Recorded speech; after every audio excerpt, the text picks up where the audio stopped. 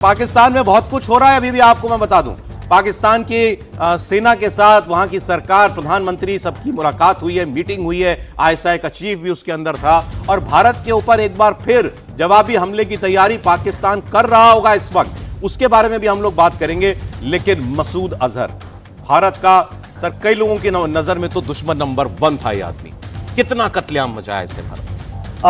देखिए सौरभ, यदि आप पूरे ये जो जिहाद के इतिहास को देखेंगे, 89 से यदि चला है और आज जब हमने इतना बड़ा रिट्रीब्यूशन किया है जिसके अंदर में मरकज सुहान अल्लाह, मरकज का मतलब होता है सेंटर और सुहान अल्लाह द ग्लोरी ऑफ गॉड, ये जो भावलपुर में है, इसके इतिहास को देखेंगे तो थोड़ा सा लोगों को बहुत आश्चर्य होगा कि कैसे ये जिहाद की फैक्ट्री चलती है, कैसे एपी सेंटर पाकिस्तान बन गया।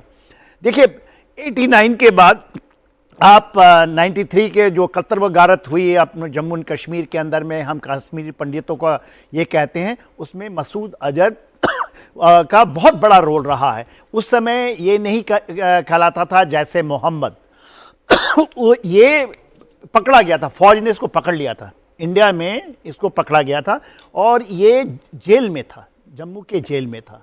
उसके बाद आपने IC 814 का जिक्र किया और उसको लश्करे, जैसे मोहम्मद के आतंकवादियों ने नहीं, उसको हिजबुल मुजाहिदीन, जो कि ये शायद बहुत लोगों को नहीं पता है, हिजबुल मुजाहिदीन के आतंकवादियों ने जो किया था 814 का हाईजैकिंग। अच्छा। और उसके बाद काबुल गया, ये पूरी स्टोरी है। खास करके उसके बाद की कहानी में जो, उसके बाद आपने 99 देखा, कारगिल वॉर, और कारगिल वॉर जब हुई थी तो मसूद अजहर तब भी हमारे जेलों में ही था। ये दिसंबर 99 में हुआ है।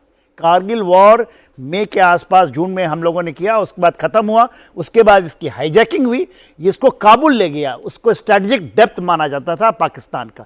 आज चीज़ें बदल गई हैं। उसके बाद इसने शुरू किया भावलपुर में।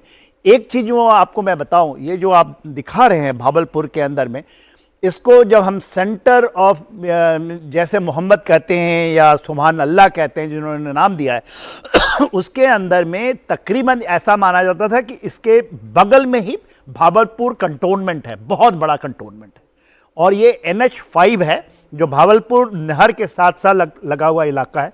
तकरीबन 5000 एकड़ के अंदर में ये कहा जाता है। इसका जो सेंटर है, जो मदरसे हैं, वो 500 एकड़ के बीच में बना हुआ है, जो आपने अभी सब लोग देख रहा है। इसके अंदर 2-3-4 चीज़ों का जो इंडिया के लोगों को समझ में आएगा कि क्या चीज़ है और इसकी पाकिस्तान आर्मी की पकड़, क्योंकि इसको उस समय मुशर्रफ ने कहा था कि स्ट्रैटेजिक एसेट है हमारा, वो न्यूक्लियर बम से भी ज़्यादा चीज़ है। हम भारत के किसी जगह हम अपने हाथ को इसके थ्रू पसार सकते हैं, जैसे मोहम्मद लश्कर-ए-तोयबा के थ्रू। देखिए यहाँ क्या होता था, यहाँ पर रिक्रूटमेंट, ट्रेनिंग इनिशियल, उसके बाद पूरा का पूरा रेडिकलाइजेशन, जो 72 हुरों की बातें, ये they go through this system there, पूरे उनके ऑब्स्टिकल ट्रेनिंग, फायरिंग, और इनकी एक मिलिट्री परेड होती थी, जैसे हमारे NDA IMA के बाद POP कहते हैं, पासिंग आउट परेड। और पाकिस्तान के जनरल इन पब्लिक डोमेन और पब्लिक के ग्लेयर में, even everyone like America used to know, उनमें गाड़ियों के ऊपर में जैसे POP के समय सैल्यूट लिया जाता है, तो जिहादियों की फैक्ट्री जितना बड़ा भावलपुर में है, इसलिए सबसे बड़ा आतंकवादी हमला आज जब हम ख़त्म कर रहे हैं तो सबसे बड़ा इसके ऊपर 100 किलोमीटर बाय एरियल है।